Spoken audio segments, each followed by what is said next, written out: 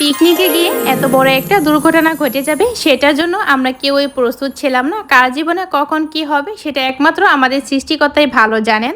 Hi guys, আসসালামু আলাইকুম। কি অবস্থা, সবাই কেমন আছেন? যে যেখান থেকে ভিডিওটা দেখছেন আশা করি সুস্থ আছেন, ভালো আছেন। এই ভুড়িটা জাল করে রান্না করছি, আর আমার কাছে মনে হয় ভুড়ি যত বেশি জাল করে রান্না করা হয় খেতে কিন্তু তত বেশি মজা লাগে। ফাইনালি আজকে আমার ভুড়িটা রান্না একদম রেডি হয়ে গেছে। তো আপনার ভাইয়াকে বলেছিলাম যে রুটি আনার জন্য, আর ভুড়ি দিয়ে কিন্তু সকালে নাস্তায় রুটি অথবা পরোটা যেটা দিয়ে খান সেটাই কিন্তু অনেক বেশি ভালো লাগে।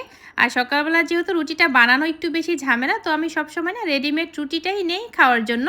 সকালে নাস্তায় যদি রুটি আর ভুড়ি বোনা থাকে তাহলে তো কোনো কথাই নেই, আমার কাছে তো এই খাবারটা অনেক বেশি ভালো লাগে। খাবার খেতে খেতে বাস্তব জীবনে ঘটে যাওয়া একটা দুঃখজনক বিষয় আপনাদের সাথে শেয়ার করি। ইতালি ভেনিস শহরে 12 বছরের একটা শিশু বাবা মার সাথে পিকনিকে গিয়েছিল সবাই মিলে আনন্দ করবে বলে। আর এখন যেহেতু ছুটির দিন, আনন্দ করতে গিয়ে এত বড় দুঃখজনক বিষয় ঘটে যাবে সেটা তো কেউ জানাই ছিল না। 12 বছরের সেই শিশুটা এদিক সেদিক খেলাধুলা করতে করতে বাবা মা চোখ এড়িয়ে কখন যেন পানিতে পড়ে গেছে। বাবা মা সেটা খেয়ালই করতে পারেনি। আর বাবা মা যদি দেখতো তাহলে তো বাচ্চাটাকে পানি থেকে উঠিয়ে নিত, বাচ্চাটাকে বাঁচানো যেত। যখন দেখছে বাচ্চাকে এদিক সেদিক দেখা যাচ্ছে না, তখন অনেক বেশি খোঁজাখুঁজি করেছে। খোঁজাখুঁজি করতে করতে ঠিক 2 ঘন্টা পরে বাচ্চাটাকে ডুবালোরা পানি থেকে মৃত উঠিয়েছে। গিয়েছিল সবাই কিন্তু পিকনিকে আনন্দ করতে, সে আনন্দ করতে গিয়ে যে এত বড় মৃত একটা দুর্ঘটনা ঘটে যাবে, সবার চোখে কান্নার রোল পড়ে যাবে, সেটা তো কেউই জানতো না। সৃষ্টিকর্তাই খুব ভালো জানেন কখন কার জীবনে কি হবে। বাবা মায়ের কিন্তু একটাই ছেলে ছিল। তো আপনাদেরকে সবার উদ্দেশ্যে একটা কথা বলে রাখি, যারা আমার এই ভিডিওটা দেখছেন আপু ভাইয়ারা বা আমার অনেক ফলোয়ার্স আপুরে দেখি ছোট বেবি আছে, তো আপনাদের যাতে ছোট বেবি আছে, আর আমাদের দেশে যেহেতু এখন বর্ষার সিজন, তো সবাই কিন্তু সবার বাচ্চাদেরকে একটু চোখে চোখে রাখবেন। আল্লাহ না করুক কখন কার জীবনে কি দুর্ঘটনা ঘটে যায় সেটা কিন্তু সৃষ্টিকর্তাই ভালো জানেন, কেউ বলতে পারে না। তারপরেও কিন্তু সাবধানের মার নেই, একটা কথা আছে না, তো সবার বাচ্চারাই সবাই একটু চোখে চোখে রাখবেন। আর বাচ্চাদেরকে ছোটবেলা থেকে সাঁতার শেখানোটা অনেক বেশি জরুরি আমি মনে করি।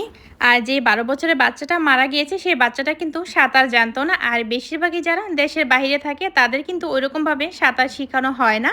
আমাদের দেশে বাচ্চাদের কিন্তু যেরকমভাবে পুকুরে গোসল করতে গিয়ে সাঁতার শেখায়, আমাদের এখানে কিন্তু ওইরকমভাবে সাঁতার শেখানো হয় না।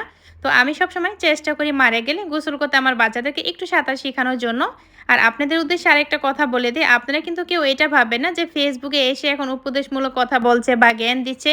আসলে বিষয়টা না এটা না, এই বাচ্চাটার মৃত এই ঘটনাটা শুনে আমার কাছে অনেক বেশি খারাপ লেগেছিল, তাই আপনাদের সাথে একটু শেয়ার করলাম। বাট একটু সতর্ক হতে পারবেন সবাই। আর আপনারা কিন্তু কেউ এটা ভাববেন না যে গল্প বলছে, আসলে কিন্তু এটা গল্প না, এটা কিন্তু ইতালি ভেনিস মেস্ত্রে শহরে বাস্তব জীবনে ঘটে যাওয়া একটা ঘটনা। আর পেজে ইস্যু আসার কারণে কিন্তু আমি চাইলেও সেই মৃত বাচ্চাটাকে পানি থেকে উঠানো হয়েছে সেই ছবিগুলো আপনাদের সাথে আপলোড করে শেয়ার করতে পারছি না। সবাই তো জানেন পেজে তাহলে ইস্যু আসবে। আর আপনাদের সাথে কথা বলতে বলতে আমি কিন্তু সকাল থেকে সন্ধ্যা পর্যন্ত সব কাজ করে নিয়েছি। আপনারা তো দেখেছেন, রান্না বাড়া করেছি, দুপুরে খাওয়া দাওয়া করেছি, বাজার করেছি, সেগুলো সুন্দর মতো গুছিয়ে নিয়েছি। আর এখন আমরা পিৎজা খাচ্ছি রাত্রিবেলা। আমার বিদেশি একটা ফ্রেন্ডের আজকে বার্থডে ছিল, তো ওর বার্থডে থাকার কারণে ও বলেছিল আমাদের সবাইকে আমাদের পছন্দ মতো পিৎজা খাওয়াবে। তো এই তো সবাই মিলে একসাথে এখন পিৎজা খাচ্ছি। আর আমার সাইমন সাহেব তো পিৎজা খেতে অনেক বেশি পছন্দ করে। তো আজকের ভিডিওটা আমি এইখানে শেষ করছি। সবাই ভালো থাকবেন, সুস্থ থাকবেন, বিদায় নিচ্ছি। Thanks for watching. Allah Hafiz.